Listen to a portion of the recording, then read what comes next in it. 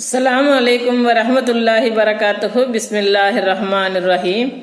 அன்பான சகோதர சகோதரிகளே, எல்லாம் வல்ல அல்லாஹ்வின் நல்லடியார்களே, இஸ்லாம் என்னும் பாக்கியத்தை நமக்கு வழங்கிய வல்ல இறைவனுக்கு நன்றி செலுத்தியவர்களாக எனது உரையை ஆரம்பம் செய்கின்றேன்.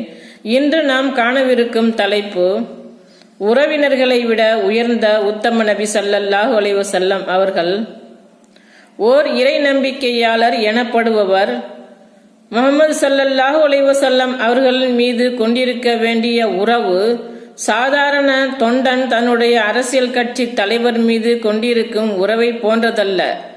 அவனது தாய், தந்தையர், மனைவி, மக்கள் மற்றும் உலக மக்களில் யார் மீது கொண்டிருக்கும் உறவு, அன்பு, பாசத்தை விடவும் நபி ஸல்லல்லாஹு அலைஹி வஸல்லம் அவர்களின் மீது கொள்ள வேண்டிய அன்பு அழுத்தமான ஒன்றாக இருக்க வேண்டும். இதை